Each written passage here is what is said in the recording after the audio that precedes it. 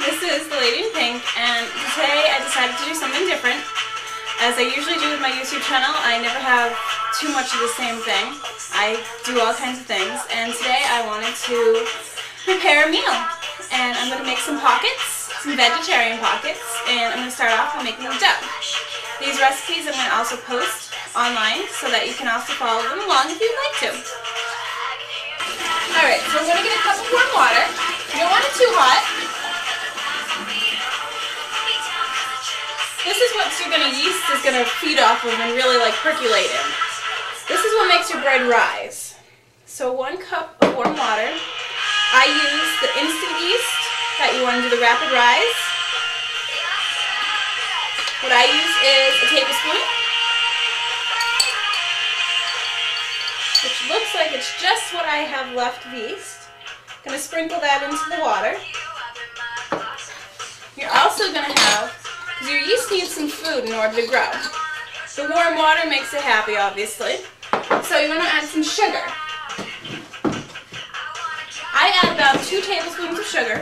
You don't need too much. You don't want to overfeed your yeast. 1, 2. When I make anything, I don't really follow a recipe too closely, because you always want to make something just your own. So when I make things, it doesn't necessarily follow a recipe 100%, but it still tastes just as good. So now I went ahead and added 1 cup of flour to my bigger mixing bowl. Then you want to add just a little bit of salt that controls your yeast. Now what you're going to do is you're going to wait for your yeast to start foaming a little bit. That's when it's ready to go into the flour. Now you can see that the yeast is starting to foam. This foam right here is going to fill up the whole bowl, and that's when it's ready to go into your flour. Now our yeast is fully foamed. As you can see it's got a nice foam on the top. What we're going to do is hollow out the center of the flour, so that way you can put the yeast right in the center. You can do that now. You just pour it right on in. And it is going to go around it. So now you start mixing it with a fork. Simple, it's going to be very watery in the beginning. This is why you have extra flour. Because 1 cup of flour and 1 cup of water isn't going to make a good dough. But you don't want to add too much flour to start with. You can always add more, you can't take it out later. I've added another cup of flour. You can see that it's getting much thicker. When it's starting to stick to the fork like this, this is when you're going to have to put your hands in there and really start to mix it. This is when you're going to roll it into a dough.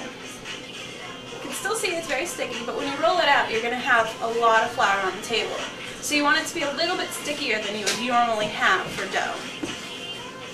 Now, this is a basic dough recipe, so you just want to keep folding it in together until you get a nice round, even ball.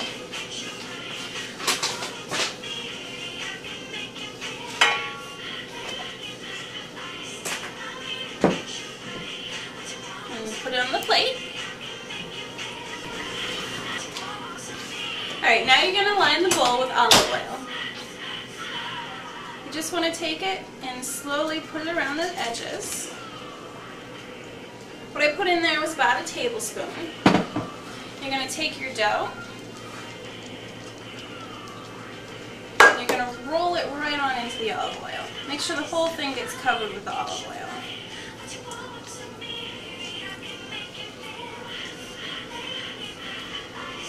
And you just let it sit and let it rise. You want it to double in size before you continue and let it rise. Alright, now you can see the dough.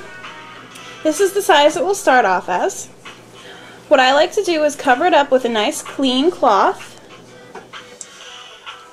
This will help it rise faster and it will keep it warm and moist.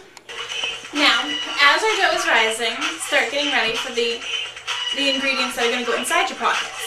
Now with Veggie Pocket, you can put any vegetable you want in there. I prefer to use frozen vegetables, especially around this time of the year. You can't find really good fresh vegetables. What makes frozen vegetables so well is because they freeze them right at prime heat, so they taste just as good. And with the Veggie Pocket, today I'm going to be using corn and peas. So some fresh mushrooms that I had sliced up earlier and froze them, some squash and some peppers, and some fresh onions. Now you can add broccoli, spinach, artichokes, any kind of vegetable that you want to put in it. Now to bring out the best flavor in your vegetables, I pan fry them first, let them cool, and then mix them with the ricotta cheeses and the cottage cheese. That makes the flavor just last a little bit longer and it really pops. So to start off, I put my pan on medium, let it heat up a little bit, and I'm going to add some extra virgin olive oil. About a teaspoon this time. It's just so that your vegetables won't stick and it adds a great flavor. You want to make them translucent in color, but you also don't want to cook them too much because they will be baked later. Now you can see the onions have changed a little bit in color. Now you can add your peppers and your squash. Hear it really sizzle now. Really sizzle now. These are what really get it a little bit watery. They hold a lot of fluid in them, but that means that they also have great flavor. So I add my cottage cheese. About a cup, and now you're going to add the ricotta cheese. You're going to want to add 1 egg. This is going to add a lot more of the texture that you need. So now I'm going to add my vegetables. They've cooled off just enough. Still a little warm, but that's alright. And you're just going to mix those right on in. I'm going to add half a bag of cheese. So what I'm going to do is I'm going to add some of the cheese on top of the pocket. It gives it a nice color. Now you can see that our dough has risen about twice its size. What I did was I put a lot of flour on the table, have my rolling pin out, and I'm going to divide this into 4 pieces.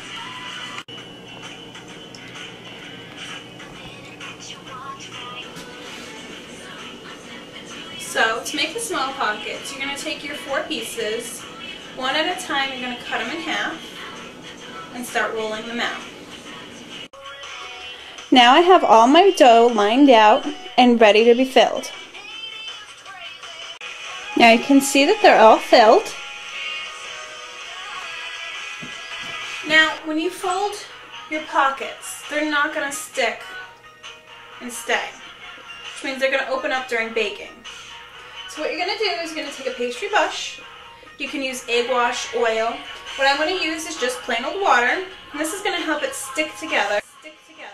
Now we have our pockets all set and ready to go in the oven. You just put them on the tray. I use a regular cookie sheet, spray it with some pan spray. I hope you enjoyed the recipe.